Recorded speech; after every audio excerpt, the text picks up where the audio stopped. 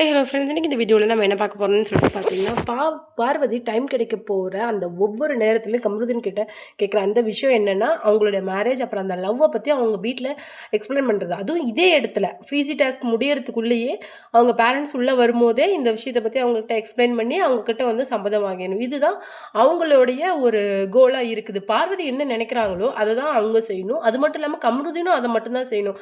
அப்படி ஒரு மைண்ட் செட்டான ஆள் பார்வதி.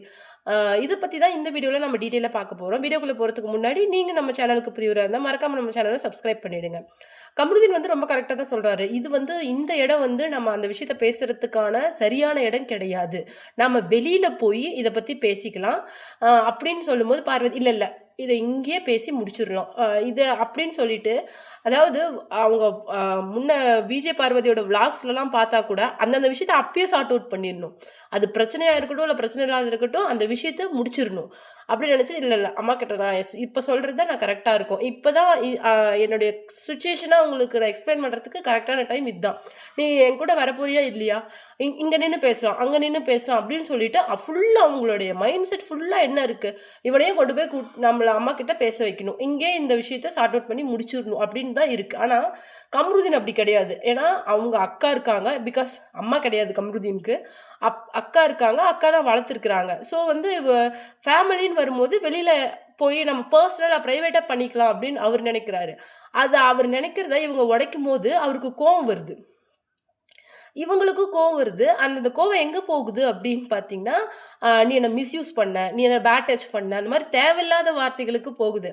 அப்போ எல்லாரும் வந்து இப்போ சாண்ட்ரா வந்து பாரு கிட்ட கேட்குறாங்க, என்ன ஆச்சு, என்ன ஏன் கமருதீன் கோவமா போகிறான் அப்படின்னு சொல்லிட்டு கேட்குறாங்க. ஒன்றும் இல்லை ஃப்ரீயாக விடு அப்படின்னு சொல்லிட்டு, ஏன்னா நீ என்ன பிஜேஎஸ் கிட்ட போட்டு கொடுத்துருவல அந்த அப்படின்னு மனசில் நினச்சிட்டு ஒன்றும் இல்லை அப்படின்னு சொல்லிட்டு போயிடுறாங்க. நீ சொல்லலாம் என்ன, நான் கமருதீன் கிட்ட கேட்டுக்கிறேன்னு சொல்லிட்டு அவங்க போய் கமருதீன் கிட்ட எல்லா விஷயத்தையும் கேட்டு டீட்டெயிலாக தெரிஞ்சுக்கிறாங்க. இப்போ வந்து அமித் வந்து அந்த பிரச்சனையை உட்காந்து சார்ட் அவுட் பண்ணிட்டு போன அப்புறமேலு மறுபடியும் அவங்க உட்காந்து சாப்பிட்டுட்டு இருக்கிறாங்க. ஒரு 12 கிட்ட சாப்பிட்டுட்டு இருக்கும்போது பக்கத்தில் வந்து கமருதீன் என்ன சொல்கிறாரு அப்படின்னு சொல்லிட்டு பார்த்தீங்கன்னா, நான் உன்னை பேட் டச் பண்ணனாடி, நான் உன்னை பேட் டச் பண்ணனா, உன் விருப்பம் இல்லாமல் நான் உன்னை பேட் டச் பண்ணனா, இவ பெரிய ஐஸ்வர்யா ராய் அப்படின்னு சொல்லிட்டு செம்ம கோவமா அங்கேருந்து போயிடுறாரு. அப்படியே பார்வதி அப்படியே ஸ்டன் ஆகி போய் நிற்கிது. ஏன்னா இவன் ஆரம்பத்திலே இப்படி இருக்கிறான், இவன் கூட ரிலேஷன்ஷிப்பில் இதுக்கு மேலே கண்டினியூ பண்ணால் என்ன ஆகும் அப்படின்னு சொல்லிட்டு அப்படியே ஸ்டன் ஆகி போய் நிற்குது அந்த பொண்ணு. இதுக்கு மேலே கமருதீனோட அக்கா வரதை தான் எல்லாரும் ரொம்ப ஈகராக எக்ஸ்பெக்ட் பண்ணிட்டு இருக்கிற விஷயம். நீங்கள் என்ன நினைக்கிறீங்க அப்படிங்கிற உங்களுடைய கமெண்ட்டை மறக்காம நம்ம கமெண்ட் பாக்ஸில் கொடுத்துருங்க.